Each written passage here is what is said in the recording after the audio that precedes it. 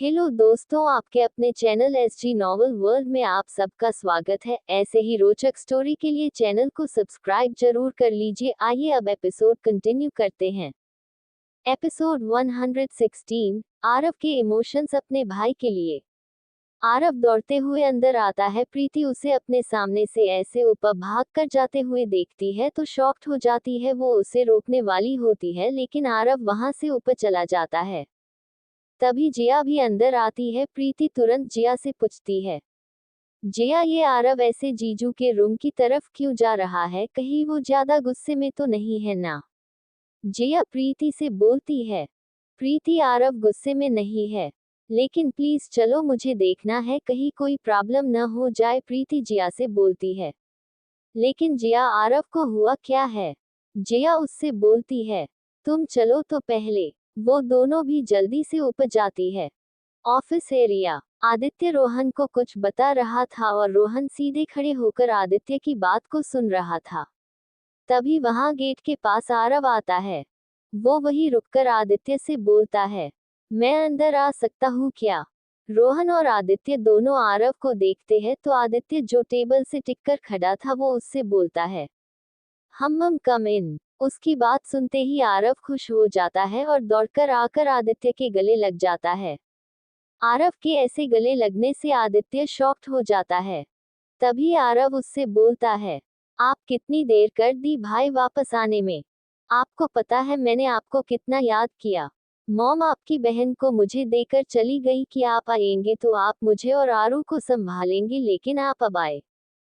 उसकी बात सुनकर आदित्य का चेहरा सख्त हो जाता है तो सिर्फ आरव की बात को सुन रहा था। वही आरव आदित्य के गले लगे हुए सब बोल जा रहा था। तभी वहां जिया और प्रीति भी आ जाती है। प्रीति आरव को ऐसे देखती है तो उसे कुछ समझ में नहीं आता है। तभी वो आरव के मुंह से सुनती है, आदि भाई, मैंने आपके बारे में गलत बोला। सॉरी भाई। प्रीति जैसे ही आरव के मुंह से एक एक के लिए आदि भाई सुनती है वो खुद शॉक्ड हो जाती है। वो जिया को देखती है जो सामने देख रही थी। तभी आदित्य की नजर जिया पर जाती है। जिया आदित्य को कान पकड़कर सॉरी बोलती है। वही रोहन तो अभी भी बिना किसी शौक में गए सब देख रहा था। आदित्य आरव की पीठ पर हाथ फेरते हुए सीरियस होकर उससे बोलता है, तुम अभी भी बच्चों जैसी हरकत ही कर रहे हो। ये सुनकर जिया और प्रीति मुस्कुरा देती है। वही आरव अपने आंसू साफ करते हुए आदित्य से बोलता है, आपके सामने तो मैं अभी भी छोटा आरव ही हूं ना भाई। आदित्य आरव के सर पर हाथ फेरते हुए उससे बोलता है, हम। तभी आरव उससे दूर होते हुए उससे बोलता है, लेकिन आपने मुझे बताया क्यों नहीं कि आप आदि भाई हो? तभी आदित्य जिया को घूरते हुए बोलता है, हाँ लेकिन किसी और ने तो बता दिया ना। आरव और प्रीति जिया को देखते हैं। वो अपना सर नीचे करके खड़ी थी। तभी आदित्य आरव से बोलता है, लेकिन एक बात याद रखो आरव, जिन लोगों की नजरों में मैं एक ही हूँ वही रहना चाहिए। आरव मुस्कुराते हुए उससे बोलता है, ये मुझे जिया ने समझा दिया है भाई, और मैं तो आपसे कोई क्वेश्चन भी नहीं पूछ रहा हूँ। मेरे लिए तो यही सबसे बड़ी खुशी की बात है कि आप वापस आ गए हो। तभी आदित्य सभी को वहां से जाने के लिए बोलता है। सभी जाने लगते हैं, उनके साथ जिया भी थी। तभी आदित्य की आवाज आती है, बीवी, तुम्हें अपने ही रूम में सोना है। उसकी बात सुनकर जिया रुक जाती है। वो आरव को देखती है जो लंबी सी मुस्कान के साथ प्रीति और रोहन के साथ बाहर चला जाता है। बाहर आते हुए रोहन सीधे अपने रूम में जाने लगता है तो आरव उसे रोकते हुए बोलता है, तुम रुको, मुझे तुमसे बहुत जरूरी बात करनी है। प्रीति उन दोनों को देखती है तो रोहन को घूरते हुए आरव से बोलती है, मैं रूम में जा रही हूँ। मुझे उस इंसान से बात करने में बिल्कुल इंटरेस्ट नहीं है जिसने मेरी फ्रेंड का दिल तोड़ा हो। इतना बोलकर प्रीति मुंह बनाते हुए वहां से चली जाती है और आरव और रोहन उसे ऐसे मुंह बनाकर जाता हुआ देखते हैं तो आरव रोहन से बोलता है, इसे क्या हुआ? रोहन जो पहले ही प्रीति की कही बात के बारे में सोच रहा था वो आरव से बोलता है, मुझे क्या पता तुम्हारी गर्लफ्रेंड है, तुम्हें पता होना चाहिए। उसकी ऐसी बात सुनकर आरव उससे बोलता है, क्या तुम उसकी बात को ज्यादा सीरियस ले रहे हो? मत लो भाई, वो कब किसे क्या बोल देती है उसके गुस्से पर डिपेंड करता है। लेकिन ठीक है, तुमसे मैं कल बात करता हूँ, जाओ तुम भी आराम करो। मैं देख लूं मेरी बेबी गुस्से में क्यों है। वो प्रीति के रूम की तरफ चला जाता है। वही रोहन वो अपने रूम में चला जाता है और खुद से ही बोलता है, ये प्रीति जी ने मुझे ऐसा क्यों कहा कि मैंने उनकी फ्रेंड का दिल तोड़ा है, मैंने क्या किया यार। कुछ समझ में नहीं आ रहा है कि क्या हो रहा है। ऊपर से मिस्टी को क्या हुआ है, वो मेरे साथ ऐसा बिहेव क्यों कर रही है। ओह गॉड यार, मेरी लाइफ इतनी टफ क्यों होती जा रही है। आदित्य और जिया का रूम। जिया सर नीचे करके आदित्य के सामने खड़ी थी और आदित्य उसे घूर रहा था। दोनों ही कुछ देर तक कुछ नहीं बोलते हैं। तभी जिया आदित्य से बोलती है, आदित्य प्लीज सॉरी ना, वो जल्दी जल्दी में मेरे मुंह से निकल गया, मैं नहीं बताने वाली थी। तभी आदित्य उससे बोलता है, तुम्हें क्या लगता है बीवी मैं बेवकूफ हूँ जो तुम कुछ भी बोलोगी और मैं मान लूंगा। ये सुनकर जिया उसे देखकर जबरदस्ती हंसते हुए बोलती है, आदित्य वो सब आरव का गुस्सा शांत करने के लिए मैंने बोल दिया, मैं उसे बिल्कुल भी बताना नहीं चाहती थी सच्ची में। तभी आदित्य जिया की कमर पर अपने हाथ कसते हुए उसके कान के पास जाकर धीरे से बोलता है, बीवी अगर तुम सांस लेती हो ना, मुझे वो भी समझ में आता है, तो मुझे बेवकूफ बनाने की गलती कभी मत करना, वरना इस बार छोड़ रहा हूँ, अगली बार पनिशमेंट भी मिल सकती है। इतना बोलकर आदित्य जिया के कान पर अपने दांतों से हल्के से काट लेता है, जिससे जिया के मुंह से आवाज निकल जाती है। आदित्य उसे गोद में उठाकर बेड पर आ जाता है। जिया उसके गले में अपने हाथ डाले उसे देख रही थी। आदित्य जिया को बेड पर लिटाकर उसकी उंगलियां अपनी उंगलियों में फंसाते हुए जिया को देखता है और जिया से बोलता है, तुम्हें ऐसा नहीं लगता कि हमने अपनी सुहागरात पूरी नहीं की है, तो उसे पूरा करना चाहिए ना। ये सुनकर जिया शॉक्ड हो जाती हैं। वो आदित्य से बोलती है, आदित्य वो रात आज नहीं है ना, तो आज क्यों उसे याद करना है, सो जाते हैं ना। इतना बोलकर जिया दूसरी तरफ मुंह करके लेट जाती है। तभी आदित्य जिया की कुर्ती को उसके कंधे से नीचे हटाते हुए उसके कंधे पर और गले पर चूमने लगता है। उसके एहसास से जिया अपनी आंखें बंद कर लेती है और आदित्य के प्यार को महसूस करने लगती है। आदित्य जिया को अपनी तरफ मोड़ लेता है। जिया उसे देखती है तो आदित्य उसके होठों को देखते हुए अपने अंगूठे से उसके होठ छूता है, तो जिया अपनी आंखें बंद कर लेती है। तभी आदित्य जिया के माथे पर किस करते हुए उसके होठ पर अपने होठ रखकर उसे चूमने लगता है। जिया आदित्य के कंधे पर अपनी पकड़ मजबूत कर देती है। आदित्य जिया को काफी देर तक किस करता रहता है। तभी वो देखता है जिया सो गई है, तो वो जिया के होठों को छोड़ देता है और मुस्कुराते हुए जिया के होठ पर एक लाइट किस करके उसे अपनी बाहों में भरकर सो जाता है। सुबह का समय। सभी लोग नाश्ता करने बैठे थे। आदित्य देखता है वहां रोहन नहीं है, तो आदित्य बोलता है, रोहन कहाँ है। जिया और बाकी सभी भी देखते हैं रोहन वहां नहीं था। जिया एक नौकर से पूछती है तो वो बोलता है, मैम रोहन सर अपने रूम से बाहर नहीं आए हैं सुबह से। ये सुनकर मिस्टी जिया को देखती है तो जिया अपनी आंखों से उसे शांत रहने का बोलकर रोहन के रूम की तरफ जाने लगती है। तभी रोहन खुद ही वहां आ जाता है। वो आकर अपनी कुर्सी पर बैठ जाता है। तभी जिया रोहन से बोलती है, रोहन आज इतने लेट कैसे। उसकी बात सुनकर रोहन उससे बोलता है, वो भाभी लेट सोया था तो सुबह नींद नहीं खुल पाई, सॉरी। उसकी सॉरी सुनकर जिया उससे बोलती है, अरे इसमें सॉरी बोलने की कोई बात नहीं है रोहन, वो तो सभी लोग पूछ रहे थे तो मैंने सबकी तरफ से पूछ लिया। सभी की बात सुनकर रोहन मिस्टी की तरफ देखता है। मिस्टी धीरे धीरे अपना खाना खा रही थी। वो भी अपना खाना खाने लगता है। तभी आरव उससे बोलता है, लेकिन रोहन ब्रो, रात को तो तुम जल्दी ही सोने चले गए थे, फिर इतनी लेट कैसे हो सकती है, कहीं तुम रूम में जाग तो नहीं रहे थे, क्या तुम्हें नींद नहीं आ रही थी। सभी लोग आरव का सवाल सुनकर रोहन को देखते हैं। रोहन सभी को देखता है तो उसे आरव पर गुस्सा आने लगता है। वो आरव से बोलता है, आरव मैं अभी तो आ गया हूं ना, तो रात की बात तुम्हें जाननी ही क्यों है। इस पर आरव उससे बोलता है, नहीं मैं तो बस नॉर्मल बात कर रहा था। तभी वो दोबारा से उससे बोलता है, वैसे सच बताओ, रात को किसके बारे में सोच रहे थे जो तुम्हें नींद नहीं आई। ये सुनते ही सभी फिर से रोहन को देखने लगते हैं। तभी रोहन इरिटेट होते हुए आरव से बोलता है, आरव मैं तुम्हें बाद में आराम से बताऊंगा। और मैं किसी के बारे में नहीं सोच रहा था। आरव उससे बोलता है, ठीक है, नहीं सोच रहे होगे वो तो मुझे बस लगा कि ऐसा होगा क्योंकि जब मुझे नींद नहीं आती तो मैं तो किसी न किसी के बारे में सोचता ही रहता हूँ। ये सुनते ही प्रीति आरव से गुस्से में बोलती है, आरव तुम रात को किसके किसके बारे में सोचते हो, अगर वो मेरे अलावा कोई हुई न तो आई स्वेर मैं पहले उसे मारूंगी फिर तुम्हें नहीं छोड़ूंगी।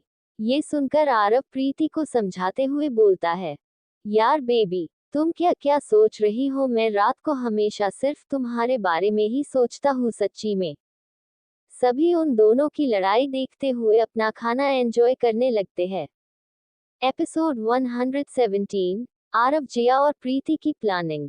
कुछ देर बाद दोनों खुद ही चुप हो जाते हैं क्योंकि प्रीति आरव से गुस्सा हो गई थी तो आरव के पास भी बोलने के लिए कोई टॉपिक ही नहीं बचा था। तभी आदित्य आरव से बोलता है, तुम्हें कपूर विला नहीं जाना है क्या? ये सुनते ही आरव के गले में खाना अटक जाता है, वो खांसने लगता है तो रोहन उसे पानी देता है। आरव पानी पीता है, उसके बाद आदित्य से बोलता है, भाई ये भी तो मेरा घर ही है, मैं यही रहूंगा, मुझे वहाँ अकेला अकेला फील होता है। अब तो वहाँ आरू और जिया भी नहीं है, तो मैं सोच रहा हूँ क्यों न मैं भी यही सेटल हो जाऊं। ये सुनते ही आदित्य उससे सीधे बोल देता है, ऐसा सोचना भी मत, तुम वही रहोगे, वहाँ तुम्हारे डैड है। हाँ यहाँ तुम आ सकते हो जब भी मन हो लेकिन रहोगे तुम वही। तभी आरव रोने जैसा मुंह बनाकर बोलता है, वहाँ आपके भी कोई रहते हैं भाई, सिर्फ मेरे डैड नहीं। ये सुनते ही आदित्य हाथ खाना खाते खाते रुक जाते हैं, इस बात को सुनकर वो कुछ नहीं बोलता है और उठते हुए जिया से बोलता है, ख्याल रखना, शाम को मिलता हूँ। इतना बोलकर वो जिया के माथे पर किस करता है, जिया मुस्कुरा देती है और आरोही को बाय बोलकर आदित्य आरव को घुरकर ऑफिस निकल जाता है। रोहन भी जाने लगता है, तभी जिया उसे आवाज देती है, रोहन। रोहन मुड़कर उसे देखता है तो जिया उससे बोलती है, वो मैंने मिस्टी की टिकट्स के लिए कहा था, तुमने करवा दी क्या? ये सुनकर सभी रोहन के जवाब का इंतजार करने लगते हैं, वही मिस्टी अभी भी बिना किसी बात पर ध्यान दिए शांति से खाना खा रही थी। तभी जिया फिर से उससे पूछती है, रोहन टिकट्स हो गई क्या? रोहन जिया से बोलता है, वो भाभी सॉरी मैं भूल गया था, मैं आज ही ये काम करवाने की कोशिश करूंगा, मैं शाम को आकर आपको बताता हूँ कि टिकट्स हुई या नहीं। रोहन बोल ही रहा था और उसकी बात सुनकर जिया के चेहरे पर एक मुस्कान आ गई, वो उससे बोलती है, कोई बात नहीं, लेकिन शाम तक जरूर करवा दीजिएगा। रोहन ओके भाभी बोलकर बाहर चला जाता है। उसके बाहर जाते ही प्रीति आकर जिया के हाथ से ताली लेते हुए जिया से बोलती है, वाह जिया, क्या हम जो सोच रहे थे वो सही है? जिया भी खुश होते हुए उससे बोलती है, लग तो ऐसा ही रहा है प्रीति। आरव उन दोनों की बात सुनता रहता है, तभी मिस्टी उन दोनों से बोलती है, तुम दोनों जो कर रही हो मत करो, क्योंकि तुम दोनों और मैं जो भी सोच रहे थे वो सब झूठ है। इतना बोलकर मिस्टी अपने कमरे में चली जाती है। जिया आरोही को बोलती है, आरू आपकी होमवर्क नोटबुक्स मिस्टी दीदी के पास लेकर जाओ, वो कंप्लीट करवा देंगी। आरोही ओके जीव बोलकर अपने रूम में जाती है और अपना पूरा स्कूल बैग लेकर मिस्टी के रूम में चली जाती है। तभी आरव उन दोनों के सामने आते हुए दोनों को शक भरी नजरों से देखते हुए बोलता है, ये तुम दोनों क्या करने की कोशिश कर रही हो? उसकी बात सुनकर प्रीति और जिया एक दूसरे को देखती है, तभी प्रीति उससे बोलती है, हम तुम्हें क्यों बताए? तो आरव अपनी आईब्रो ऊपर करते हुए जिया से बोलता है, जिया तुम दोनों मुझे बता दो, शायद इसमें मैं ही तुम लोगों की हेल्प कर दूं। ये सुनकर प्रीति और जिया एक दूसरे को देखती है। तभी आरव उन दोनों से बोलता है, अब सोच लो तुम दोनों को जो सही लगे।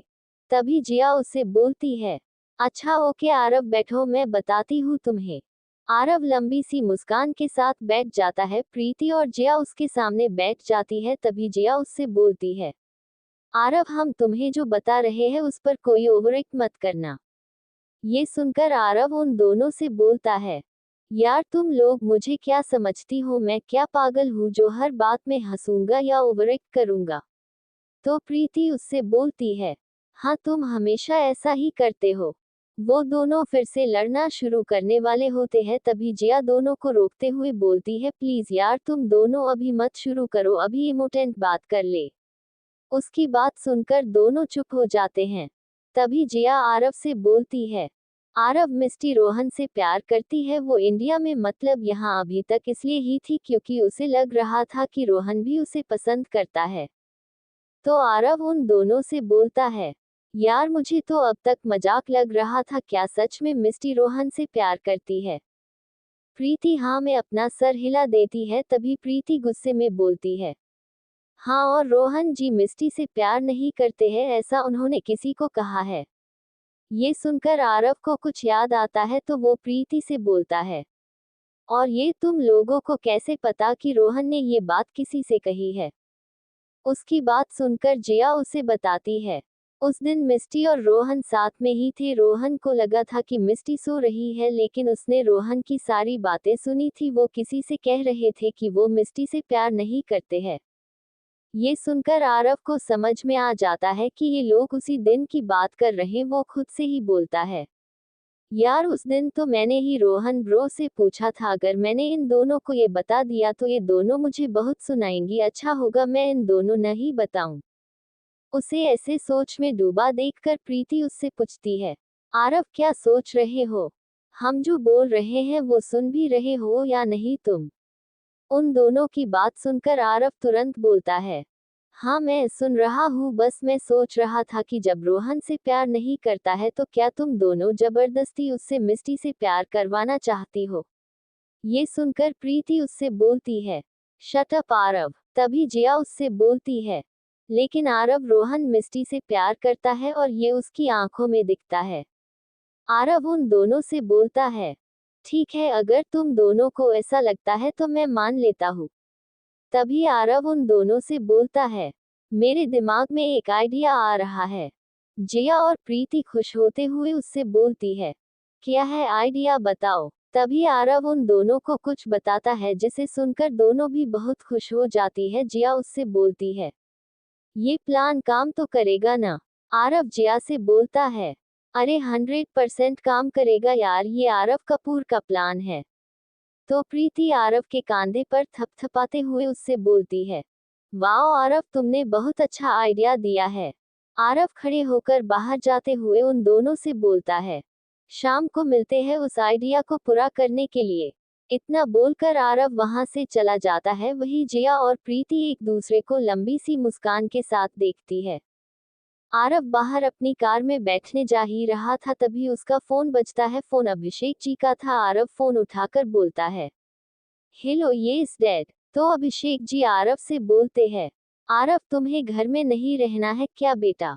ऐसे किसी के घर रहना कपूर्स को शोभा देता है क्या?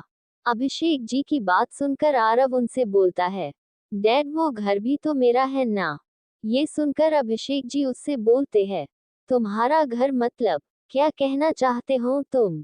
तो आरव अपनी बात को सही करते हुए अभिषेक जी से बोलता है, वो डैड मेरा मतलब है कि जिया की मिस्टर ए के से शादी हुई है और हमारी आरू भी तो वही रहती है ना, तो हुआ न वो घर भी मेरा। अभिषेक जी उसका जवाब सुनते हैं तो उससे बोलते हैं, हाँ आरव मैं तुमसे यही बोलने वाला था कि अब तो जिया की शादी को कुछ दिन हो गया है, तो अब आरू को वहां से ले आओ, क्योंकि ऐसे आरू का वहां ज्यादा दिन रहना सही नहीं है। ये सुनकर आरव शॉक्ड हो जाता है। वो अभिषेक जी से बोलता है, लेकिन आरू जिया से कभी दूर नहीं रहती है, ये आप भी जानते हैं, तो मैं कैसे उसे जिया के पास से ला सकता हूँ? ये तो दोनों के साथ गलत होगा ना डैड। तभी अभिषेक जी गुस्सा करते हुए आरव से बोलते हैं, आरव मैं तुम्हारा डैड हूँ, तो मैं जो बोल रहा हूँ उसे करो, ज्यादा बहस नहीं चाहिए मुझे, और विला आते समय आरू को लेकर ही आना, समझे तुम? इतना बोलकर अभिषेक जी फोन रखते हुए गुस्से में बोलते हैं, मुझे ही ऐसा बेवकूफ बेटा मिलना था। उधर आरव का दिमाग खराब हो गया था, क्योंकि अभिषेक जी ने आज तक आरव से ऐसे बात नहीं की थी और आज उन्होंने उसे डांटा। आरव खुद से बोलता है, डैड को क्या हो गया है? वो मुझसे ऐसे बात क्यों कर रहे थे, और मैं जिया को कैसे बोलूंगा कि मुझे आरू को विला वापस लेकर जाना है? मैं नहीं बोलूंगा, मुझसे ये नहीं होगा। अगर मैंने ऐसा बोल भी दिया तो जिया और भाई और बाकी सभी मुझे डांटने लगेंगे। फिर वो बोलता है, जाने दो, इसके बारे में बाद में भाई से बात करूंगा, अभी तो जो काम करने जा रहा हूँ उसे पूरा कर लूं। इतना बोलकर वो अपनी कार लेकर वहां से निकल जाता है। एक का ऑफिस। आदित्य अपने केबिन में बैठा काम कर रहा था, तभी रोहन अंदर आता है। वो आदित्य के सामने एक पेपर रखते हुए बोलता है, बॉस आपने जो पेपर्स मंगाए थे ये लीजिए। आदित्य वो पेपर्स लेकर पढ़ने लगता है और कुछ देर बाद वो उन पेपर्स पर साइन कर देता है और रोहन को देते हुए बोलता है, ये पेपर्स कपूर इंडस्ट्रीज भेज दो रोहन। रोहन वो पेपर्स लेकर जाने लगता है, तभी वो मुड़कर आदित्य को देखता है और फिर उससे पूछता है, बॉस आपने सोच लिया है ना? तभी आदित्य खतरनाक तरीके से मुस्कुराकर रोहन से बोलता है, यस रोहन, तुम ये पेपर्स उनके पास भिजवाओ और यूएसए में इन्फॉर्म करो, कल रात तक मिस्टर कपूर के पास वो सब पहुंच जाना चाहिए जो वो चाहते हैं। रोहन उससे बोलता है, ओके बॉस। रोहन को आदित्य की बातों से बिल्कुल समझ नहीं आता है कि आदित्य क्या करने वाला है। वो पेपर्स लेकर वहां से चला जाता है। एपिसोड 118, बचपन का दोस्त। राहुल। रोहन वहां से निकल जाता है, तभी आदित्य का फोन बजता है। वो अपना फोन देखता है तो आरव उसे फोन कर रहा था। वो फोन उठाता है तो सामने से आरव उससे बोलता है, भाई एक बात, मतलब बहुत जरूरी बात बतानी है आपको। उसकी बात सुनकर आदित्य सीरियस होते हुए उससे बोलता है, हम बोलो क्या हुआ। तो आरव उससे बोलता है, वो भाई मेरा बचपन का एक दोस्त है, वो भी लंदन में ही रहता है, तो वो यहाँ आया हुआ है और वो कुछ दिन के लिए ही आया है, तो क्या मैं उसे घर। उसकी बात सुनते ही आदित्य उसे तुरंत बोलता है, जो तुम सोच रहे हो उसे बिल्कुल भी करने की जरूरत नहीं है, और अगर तुम्हारा इतना ही मन है उसे अपने पास रखने का तो उसे कपूर विला लेकर जाओ, मेरे घर में उसे लाने की कोई जरूरत नहीं है। उसकी बात सुनकर आरव उससे बोलता है, लेकिन भाई मैं तो आपके ही घर में रहता हूँ न, तो मेरा दोस्त कपूर विला में क्या डैड के साथ रहेगा। उसकी बात सुनकर आदित्य अपनी आंख बंद करके खुद को कंट्रोल करने की कोशिश करते हुए उससे बोलता है, आरव कपूर, अगर तुम्हें इतना ही अपने दोस्त की चिंता है तो उसके साथ तुम भी कपूर विला जाओ, लेकिन उसे मेरे घर में लाने की कोई जरूरत नहीं है। ये बोलकर आदित्य फोन कट कर देता है। वहीं आरव फोन देखता है, फिर अपने कान को साफ करते हुए खुद से बोलता है, यार जिया, तुम कैसे संभालती हो भाई को। सारा गुस्सा तो बचपन वाला अभी भी भरा ही है। फिर वो मुस्कुराते हुए बोलता है, लेकिन मैं तो फिर भी लाऊंगा।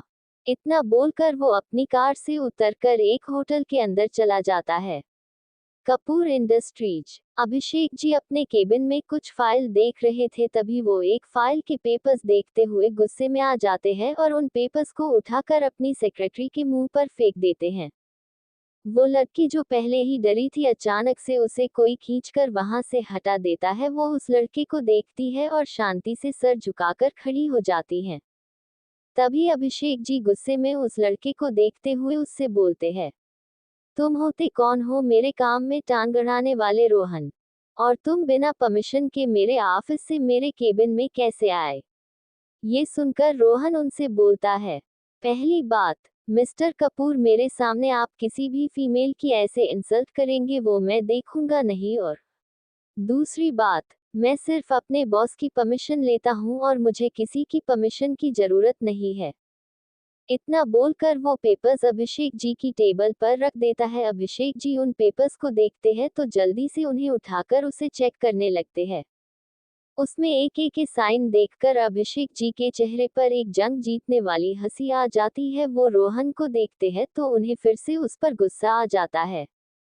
रोहन सामने खड़ा उन्हें घूर रहा था तो अभिषेक जी खुद को शांत करते हैं। तभी रोहन उनसे बोलता है, बॉस ने कहा है आज रात तक सभी बॉक्सेस यहाँ आ जाएंगे। बस आपको उन्हें पूरी सेफ्टी के साथ उन शिप्स पर से लेना होगा, क्योंकि मेरा काम सिर्फ उस माल को यूएसए से यहाँ लाना है, बाकी काम आपका है। अभिषेक जी रोहन से बोलते हैं, अपने बॉस से बोलना कि मैं सभी बॉक्सेस अपने लोगों से पूरी सुरक्षा के साथ वहां से हटवा लूंगा। इसकी चिंता मिस्टर ए के ना करे। तभी रोहन उनसे बोलता है, और मिस्टर कपूर, अगर वो बॉक्सेस पुलिस के हाथ लगे तो पूरी तरह से आप फंसेंगे और आपको 2 जगहों पर उसकी कीमत देनी होगी। ये सुनकर अभिषेक जी थोड़ा सोचते हुए रोहन से बोलते हैं, 2 जगहों पर मतलब? तो रोहन एक हंसी के साथ उनसे बोलता है, मतलब एक पुलिस स्टेशन में जो कि आप खुद को बचाने के लिए देंगे ही, और दूसरी जब मीटिंग होगी तब। इतना बोलकर रोहन वहां से निकल जाता है। वही अभिषेक जी सोचते हुए खुद से ही बोलते हैं, मीटिंग। लेकिन फिर वो उस पेपर को देखकर खुश होते हुए खुद से ही बोलते हैं, आखिरकार मैंने जो सोचा था वो मैं जल्द ही पा लूंगा। तभी वो अपना फोन लेकर किसी को फोन लगाते हैं और उससे उस पेपर के बारे में सब कुछ बताते हैं। रात का समय, आदित्य और रोहन घर आते हैं तो सभी गर्ल्स हॉल में ही बैठी हुई थी। जया, मिस्टी, प्रीति और आरोही तीनों लूडो खेल रही थी। वो दोनों उन्हें देखकर अपने अपने रूम में चले जाते हैं और कुछ देर में बाहर आते हैं। आदित्य वहां आकर बैठता है तो आरोही उससे बोलती है, भाई देखिए, मिस्टी दी बार बार मुझे हटा रही है।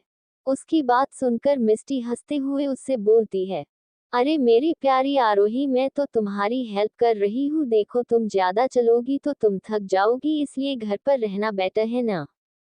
तभी आदित्य आरोही को अपनी गोद में लेकर उससे बोलता है, आपको ये गेम्स खेलने की जरूरत नहीं है। आपके रूम में इतने सारे गेम्स हैं ना, आप वो खेलो। जब आप बड़ी हो जाएंगी तब आप इसे खेलना। उस टाइम आपको अच्छे से पता होगा कि इस गेम को कैसे खेला जाता है। तभी आरोही खुश होते हुए आदित्य से बोलती है, तो आप मेरी हेल्प करना जीतने में। ओके। आदित्य मुस्कुराते हुए आरोही को ओके बोलता है तो आरोही उसकी गोद में बैठकर जया, प्रीति और मिस्टी का गेम देखने लगती है। रोहन भी आकर वही बैठ जाता है। वो और आदित्य दोनों ही अपना फोन चला रहे थे। तभी आरव घर में आता है। वो आते ही सभी से बोलता है, हे एवरीवन, देखो मैं किसे लाया हूँ। उसकी बात सुनकर सभी लोग आरव को देखने लगते हैं। तभी एक लड़का सभी के सामने आता है। वो आरव रोहन की ही उम्र का लग रहा था। उसने जीन्स, टी शर्ट और एक जैकेट, वॉच और व्हाइट शूज पहने हुए थे। हैंडसम तो वो लग रहा था। उसके हाथ में बैग था। जया और प्रीति एक दूसरे को देखती है, फिर उस लड़के को देखती है। वो स्माइल के साथ सभी को देख रहा था। वही आदित्य जैसे ही उस लड़के को देखता है, वो सीधे आरव को घूरने लगता है। आरव एक बार आदित्य को देखता है तो अंदर से कांप जाता है, लेकिन फिर वो उसे इग्नोर करके जया, प्रीति और मिस्टी से बोलता है, ओए तुम तीनों को ये याद है क्या? ये अपना, सॉरी मतलब मेरा दोस्त है, हम सभी एक ही क्लास में थे। जया, प्रीति और मिस्टी तीनों याद करने लगती है, लेकिन उन्हें कुछ याद नहीं आ रहा था। तो आरव उन तीनों से बोलता है, अरे गाइस, ये राहुल है, मेरा फ्रेंड, अब तो याद कर लो। जया और प्रीति सोचने लगती है। तभी प्रीति उससे बोलती है, हाँ मुझे याद आया, तुम वही राहुल हो ना जिसने बचपन में मिस्टी को फूल और चॉकलेट्स दिया था और मिस्टी ने तुम्हें अच्छे से पीटा था। उसकी बात सुनकर जया और मिस्टी को भी राहुल याद आ जाता है। तभी आरव उन तीनों से बोलता है, हाँ ये वही है। जहां आरव उन तीनों को राहुल के बारे में बता रहा था, वही प्रीति की बात सुनकर रोहन को राहुल पर गुस्सा आने लगा था। वो राहुल को घूरने लगा था। वही आदित्य को समझ में आ गया था कि ये राहुल यहाँ क्यों लाया गया है, लेकिन फिर भी उसे आरव पर बहुत गुस्सा आ रहा था कि वो उसे उसके मना करने के बाद भी यहाँ क्यों लाया है। आरव राहुल को बताता है कि ये जया, प्रीति और मिस्टी है। राहुल तीनों से हाथ मिलाने के लिए आगे बढ़ता है। वो प्रीति से हाथ मिलाता है तो आरव उससे बोलता है, राहुल ये मेरी होने वाली वाइफ और अभी मेरी गर्लफ्रेंड है। उसकी बात सुनकर राहुल फिर जया से हाथ मिलाता है। जया भी उससे हाथ मिलाती है तो वो जया का हाथ पकड़े हुए ही उससे बोलता है, तुम तो बचपन से ही बहुत स्मार्ट हो और अभी भी उतनी ही हो। जया मुस्कुराते हुए उससे बोलती है, तुम भी बहुत बड़े हो गए हो राहुल। वो दोनों बात ही कर रहे थे, वही उन दोनों का पकड़ा हुआ हाथ देखकर आदित्य का गुस्सा बढ़ता ही जा रहा था। उसे सहन नहीं होता है तो वो जल्दी से जाकर उन दोनों का हाथ छुड़ाकर जया को अपने पास कर लेता है। वो दोनों उसे देखते हैं तो आदित्य उससे बोलता है, ये मेरी वाइफ है, मिसेज एके। उसकी बात सुनकर आरव राहुल से बोलता है, हाँ राहुल, ये भा मिस्टर एके है, जया के हस्बैंड। तो राहुल आदित्य से हाथ मिलाते हुए उससे बोलता है, ओ आप है मिस्टर एकेजी, मैंने आपके बारे में बहुत सुना है, आप तो यूएसए में रहते हैं ना, फिर यहाँ कैसे? तभी रोहन उससे बोलता है, क्यों इंडिया पर तुमने कब्जा किया है क्या, जो बॉस यहाँ नहीं आ सकते हैं? उसकी बात सुनकर मिस्टी को हंसी आ जाती है, वही बाकी सभी उसे घूरने लगते हैं तो रोहन अपना चेहरा दूसरी तरफ कर लेता है। तो राहुल मिस्टी के सामने आता है और उससे हाथ मिलाते हुए उससे बोलता है, हे स्वीटी कैसी हो तुम? उसके मुंह से मिस्टी के लिए स्वीटी नाम सुनकर रोहन आग बबूला हो जाता है। वही आरव, जिया और प्रीति को ये देखकर बहुत हंसी आ रही थी। तभी मिस्टी हल्का सा मुस्कुराते हुए उससे बोलती है, मैं तो ठीक हूँ, लेकिन बचपन में मुझसे इतना पिटने के बाद भी तुम मेरा सही नाम लेना नहीं शुरू कर पाए। तो राहुल उससे बोलता है, यार वो बचपन में तुमने जो मारा था उसे तो मैं कभी नहीं भूल सकता हूँ, लेकिन तुम्हें स्वीटी बुलाना मैं कभी नहीं छोड़ सकता क्योंकि तुम पर ये नाम बहुत शूट करता है। मिस्टी उससे अपना हाथ छुड़ाते हुए बोलती है, ओके, तुम्हें जो बोलना हो बोल सकते हो। इतना बोलकर मिस्टी सोफे पर बैठ जाती है। तभी जी सभी से बोलती है, चलो सभी लोग खाना खाते हैं, राहुल तुम भी आओ। तो राहुल उससे बोलता है, ओके जिया। सभी वहां से चले जाते हैं, लेकिन रोहन अभी भी वही था। तो राहुल आरव से बोलता है, आरव ये कौन है, तुमने मुझे इनसे नहीं मिलवाया?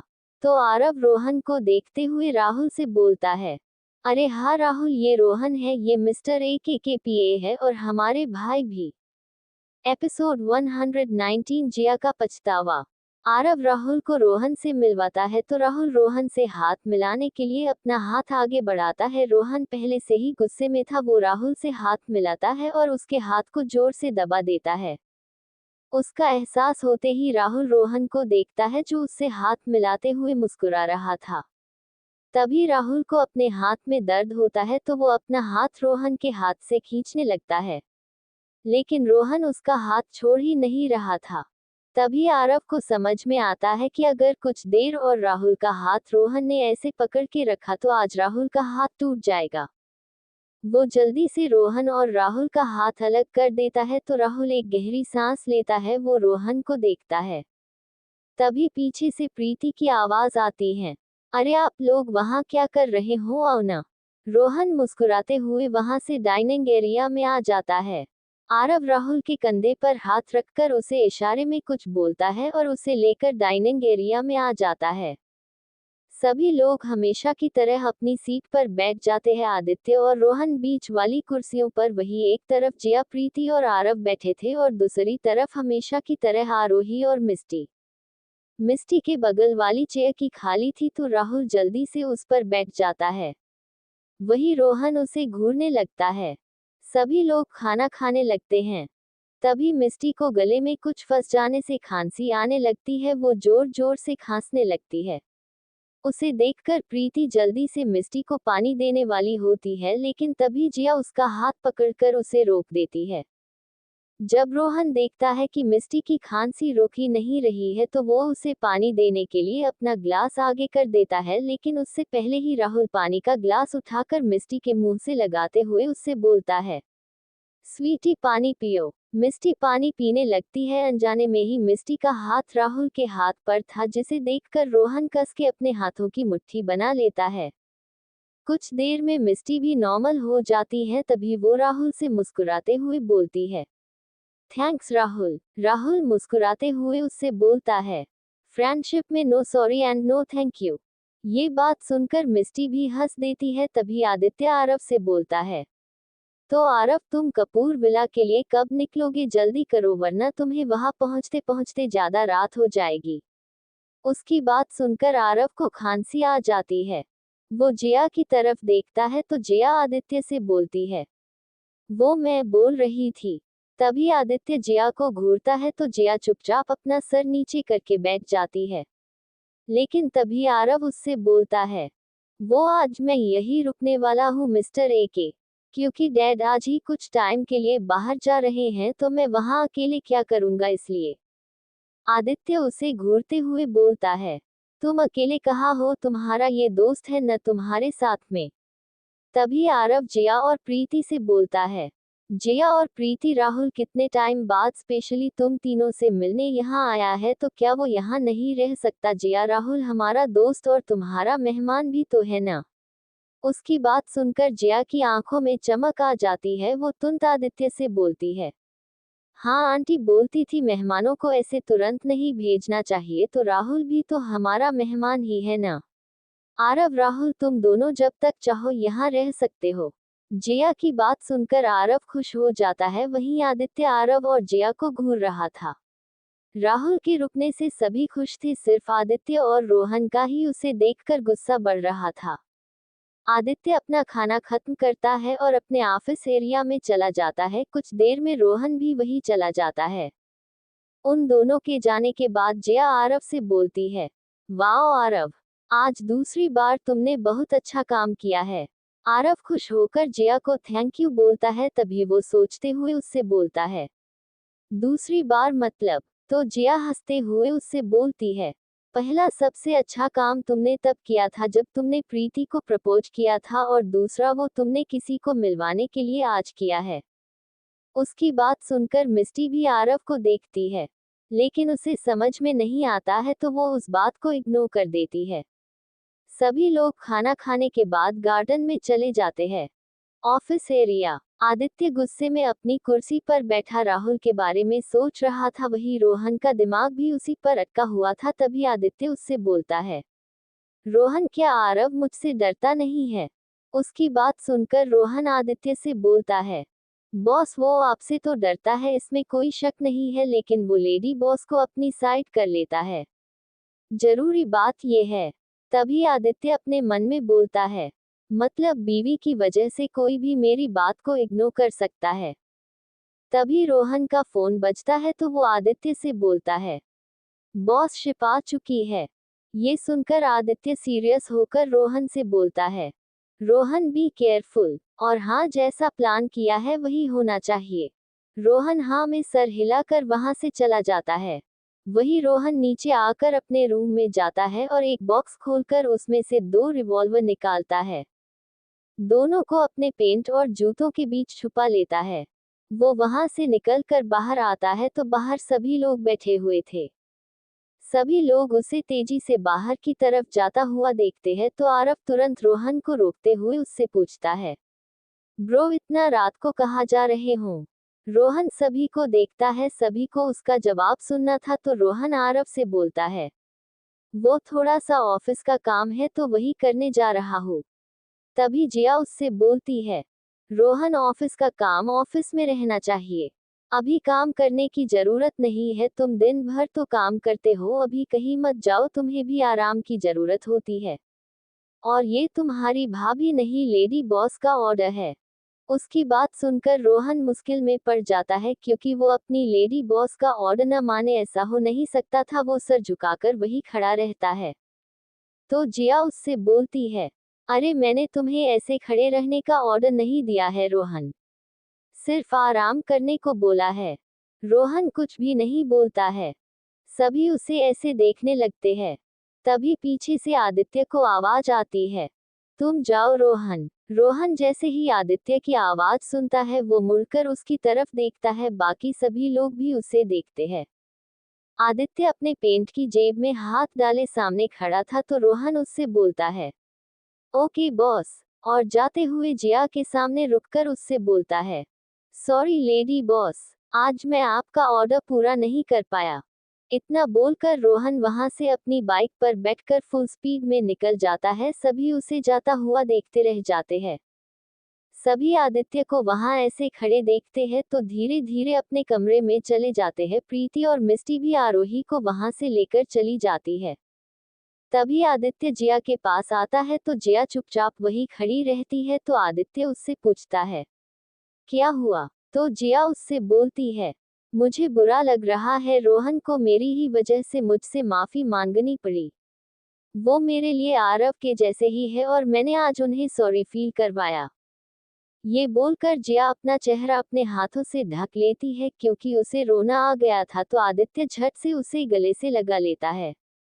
आदित्य उसके सर को सहलाते हुए चांद को देखते हुए उससे बोलता है, ऐसे बहुत से टाइम आएंगे तुम जरा जरा सी बात पर कमजोर पड़ोगी तो इस किंग की क्वीन की वैल्यू कम हो जाएगी बीवी। जया आदित्य के सीने से अपना चेहरा बाहर निकाल कर उसे देखती है तो आदित्य मुस्कुरा रहा था तो जया उससे बोलती है, मुझे कोई क्वीन नहीं बनना, मैं जिया आदित्य कपूर ही ठीक हूँ। उसकी बात सुनकर आदित्य आसमान को देखते हुए बोलता है, ये डिसाइड करने में तुमने थोड़ा ज्यादा टाइम लगा दिया बीवी, क्योंकि वो तुम बन चुकी हो, सिर्फ तुम्हें लोगों के सामने लाना बाकी है। उसकी बात सुनकर जया आदित्य की शर्ट के बटन से खेलते हुए उससे बोलती है, आपकी बातें तो मुझे कभी कभी समझ में ही नहीं आती हैं। अच्छा एक बात पूछूं? आदित्य उसकी बात सुनकर वापस से आसमान की तरफ देखने लगता है तो जया उससे बोलती है, आप बोलो या न बोलो लेकिन मैं फिर भी पूछूंगी। आदित्य मुस्कुराते हुए जया से बोलता है, और ये मुझे पता है। तभी जया उससे बोलती है, वो रोहन कहाँ गए हैं, मतलब इतनी रात में ऑफिस का कौन सा काम आ गया? उसकी बात सुनकर आदित्य जया से बोलता है, यूएसए से कुछ ऑफिस का सामान आ रहा है तो उसी के लिए रोहन गया हुआ है, और अभी चलो तुम सो जाओ, ज्यादा देर रात तक नहीं जागना चाहिए। तभी जया उससे बोलती है, हाँ लेकिन अभी आरू को सुलाना बाकी है। तो आदित्य उठकर खड़ा होता है और जया को अपने गोद में उठा लेता है तो जया उससे बोलती है, ये आप क्या कर रहे हो आदित्य? आदित्य जया को अंदर लेकर जाते हुए उससे बोलता है, अपनी बीवी को अपनी गोद में उठाकर उसे अपने कमरे में लेकर जा रहा हूँ, और डॉल सो गई है क्योंकि मिस्टी उसी के रूम में थी। जया रिलैक्स होते हुए उससे बोलती है, हाँ फिर ठीक है। उसने इतना ही बोला था कि तभी उसे कुछ याद आता है तो वो उसे बोलती है, अरे लेकिन आरू ने अपनी दवाइयाँ नहीं ली होंगी, मुझे उसके पास जाना है, मैं एक बार देखना चाहती हूँ कि वो अच्छे से है कि नहीं। तो आदित्य आरोही के रूम का दरवाजा धीरे से खोलकर जिया को गोद में लिए हुए ही अंदर आ जाता है और सामने सो रही आरोही और मिस्टी को दिखाते हुए बोलता है, देखो दोनों कितने आराम से सो रही है। एपिसोड 120, जिया पर चली गोली। आदित्य जिया को गोद में उठाए ही आरोही के कमरे में आता है। वो जिया को सामने दिखाते हुए बोलता है, देखो डॉल सो रही है। जिया सामने देखती है तो मिस्टी भी आरोही के साथ वही सो रही थी। जिया उन दोनों को देखकर मुस्कुरा देती है। आदित्य जिया को वहां से ऊपर लेकर आ जाता है। वो जिया को बेड पर आराम से लिटा देता है और उसके बगल में लेटते हुए उससे बोलता है, सो जाओ। तो जिया इरिटेट होते हुए उससे बोलती है, ये आप मुझे डेली पहले सोने को क्यों बोलते हैं, आप भी तो सो सकते हैं ना, या फिर हम दोनों साथ में सोएंगे। आदित्य मुस्कुराते हुए जिया से बोलता है, तुम सो जाओ, मुझे थोड़ा सा काम करना है, मैं वो पूरा करके सो जाऊंगा।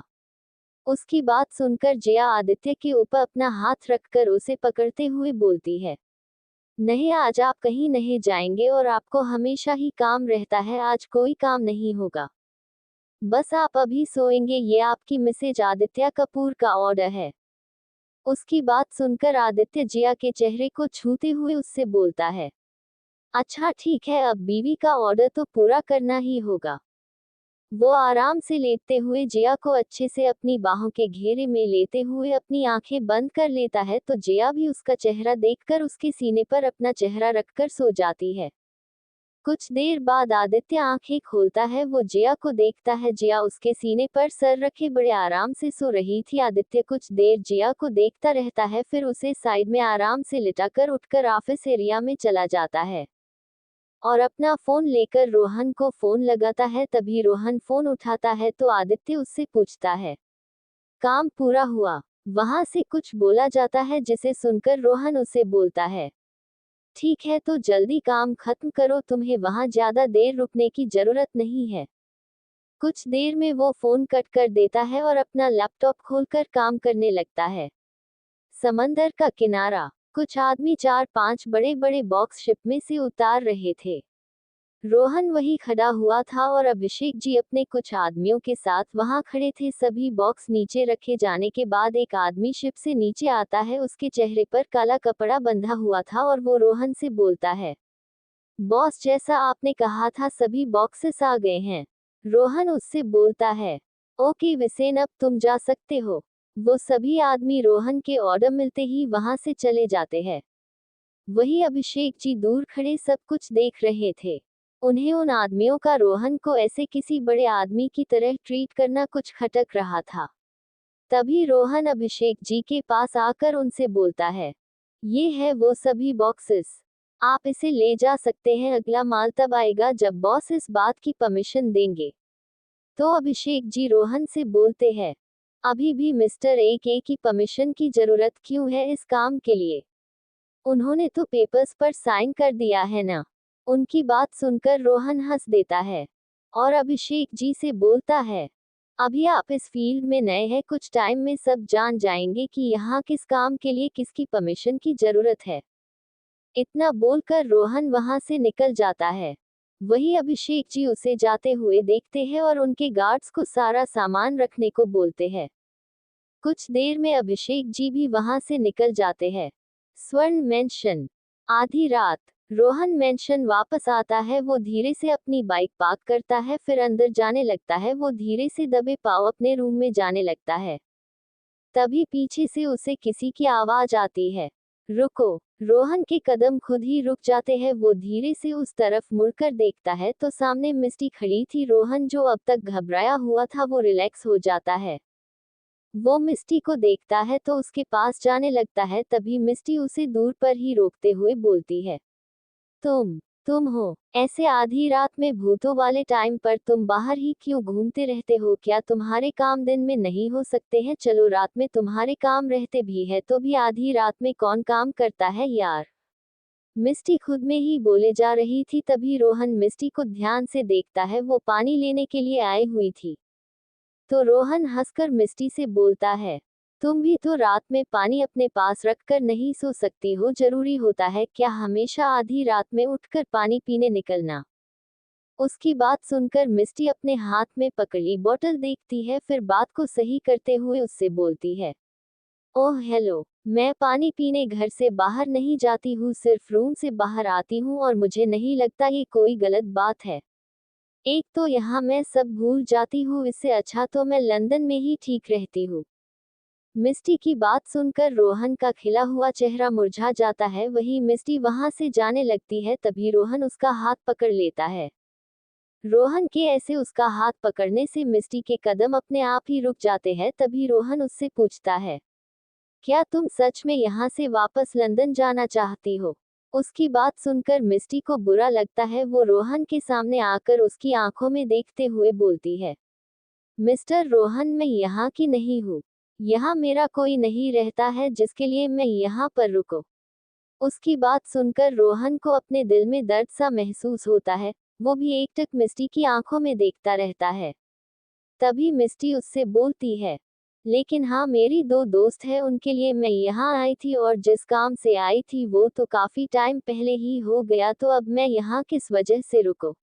मिस्टी के सवाल का रोहन के पास कोई जवाब नहीं था। वो दोनों सिर्फ एक दूसरे की आंखों में देखते रहते हैं। तभी मिस्टी हंसकर रोहन के हाथ से अपना हाथ छुड़ाकर उससे बोलती है, प्लीज टिक्स जल्दी करवा दो, वरना मैं जिया की ये बात मानकर भी यहाँ नहीं रुक पाऊंगी।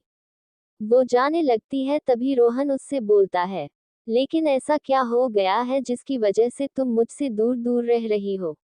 उसकी बात सुनकर मिस्टी उसे पलट कर देखती है। उसके देखते ही रोहन अपनी बात को सही करते हुए उससे बोलता है, मतलब तुम कुछ दिन पहले तक तो मुझसे अच्छे से बात कर रही थी, फिर अभी कुछ दिन में ऐसा क्या हो गया कि तुम मुझसे बात भी नहीं करना चाह रही हो, मेरी तरफ देखती भी नहीं हो? मिस्टी उसकी पूरी बात सुनती है, फिर अपने हाथ में पकड़ी पानी की बोतल उसके हाथ में दे देती है और उससे बोलती है, पानी पियो, इसकी मुझसे ज्यादा तुम्हें जरूरत है। इतना बोलकर मिस्टी वहां से सीधे अपने रूम में जाकर उसके मुंह पर दरवाजा बंद कर देती है। वो रोहन को देखते हुए दरवाजा बंद करती है। रोहन को लगा कि मिस्टी ने उसकी बातों की वजह से गुस्से में उसे दिखाने के लिए ऐसे दरवाजा बंद किया। उसे कुछ समझ में ही नहीं आ रहा था कि मिस्टी किस जरूरत की बात कर रही थी। रोहन भी गुस्से में पानी की बोतल को देखता है और उसे लेकर अपने रूम में चला जाता है। सुबह का समय। जिया नहा कर आई थी। वो अपने बाल सुखा रही थी। तभी आदित्य एक्सरसाइज करके आता है। वो देखता है जिया को, तो गेट से टिककर उसे देखने लगता है। आदित्य काफी देर तक जिया को अपने बाल सुखाते हुए देखता रहता है। तभी जिया की नजर आदित्य पर जाती है तो वो मुस्कुरा देती है। तभी आदित्य की नजर जिया को देखते देखते कठोर हो जाती है। जिया उसका बदलता हुआ चेहरा देखती है तो उसे अजीब लगता है। वो वहीं खड़ी होकर आदित्य को देखने लगती है। आदित्य देखता है जिया के ऊपर एक रेड लाइट पड़ रही है, जैसे जिया किसी का निशाना बन रही हो। आदित्य शॉक्ड हो जाता है। वो जल्दी से जिया के पास आने लगता है। वही जिया को समझ में ही नहीं आया कि अचानक से आदित्य को हुआ क्या। वो ऐसे जल्दी में उसके पास क्यों आ रहा है। आदित्य जिया के पास पहुंचते ही उसका हाथ पकड़कर उसे अपनी तरफ खींच लेता है। तभी जिया के सामने रखा बड़ा सा कांच टूटकर चकनाचूर हो जाता है। जिया अचानक से आदित्य के ऐसे खींचने से संभल नहीं पाती है और दोनों के दोनों नीचे गिर जाते हैं। आदित्य नीचे गिरा था और जिया उसके ऊपर गिरी थी। कांच टूटने की आवाज सुनकर जिया डर जाती है। वो आदित्य के सीने में अपना चेहरा छुपाकर आदित्य को जोर से पकड़ लेती है और आदित्य वो उस तरफ देखता है। कांच पूरा टूटकर जमीन पर बिखर गया था। आदित्य का दिमाग खराब हो जाता है। वो एक नौकर को आवाज देता है और जिया को आराम से खड़ा करता है। जिया आदित्य के सीने से अपना चेहरा निकालकर उस तरफ देखती है। वो उस बिखरे हुए कांच के टुकड़ों में आदित्य और खुद का चेहरा देखते ही डर जाती है। वो आदित्य को वहां से थोड़ा पीछे कर लेती है। आदित्य जिया को गले लगाते हुए उससे बोलता है, रिलैक्स, कुछ नहीं हुआ है, सब ठीक है। जिया कुछ नहीं बोलती है। वही आदित्य की इतनी तेज आवाज सुनकर नीचे सभी डर जाते हैं। उसकी आवाज सुनते ही आरव और रोहन पूरी तेजी से ऊपर भागते हैं। मिस्टी और प्रीति भी जल्दी से ऊपर आती है। वो सभी जैसे ही वहां पहुंचते हैं, वहां का नजारा देखकर सभी शॉक्ड हो जाते हैं। रोहन और आरव जल्दी से अंदर आकर आदित्य से पूछते हैं, भाई क्या हुआ? बॉस ये कैसे हुआ? तभी आदित्य उन दोनों से बोलता है, किसी ने बीवी पर गोली चलाई है लेकिन उसका निशाना चूक गया। आदित्य तो शांत होकर सब बता रहा था। वहीं उसकी बात सुनकर सभी शॉक्ड हो जाते हैं। आरव जल्दी से बोलता है, व्हाट? जिया पर गोली? वो जिया से पूछता है, जिया तुम ठीक हो ना? जिया को अभी जो हुआ वो कुछ समझ में ही नहीं आया। वो आरव की बात का कोई जवाब ही नहीं देती है। प्रीति और मिस्टी जल्दी से जिया के पास आने लगती है तो रोहन उन दोनों के आगे अपना हाथ कर देता है। मिस्टी और प्रीति उसे गुस्से में घूरती है तो आरव उन दोनों से बोलता है, रोहन ब्रो को घूरना बंद करो, दोनों आगे कांच बिखरा हुआ है, तुम दोनों आगे आओगी तो तुम्हारे पैरों में वो चुभ सकता है, इसलिए रोहन ब्रो ने आगे जाने से रोका है दोनों को। वो दोनों आगे देखती है तो सच में प्यार रूम में कांच बिखरा हुआ था। तो प्रीति पीछे होते हुए सभी से बोलती है, मैं इसे साफ करवाती हूँ। इतना बोलकर वो मिस्टी का हाथ पकड़कर उसे वहां से लेकर नीचे चली जाती है। बाकी का नेक्स्ट एपिसोड नेक्स्ट पार्ट में कवर करेंगे। कहानी को लाइक शेयर कमेंट जरूर करें और प्लीज लाइक भी जरूर करें। Thank you.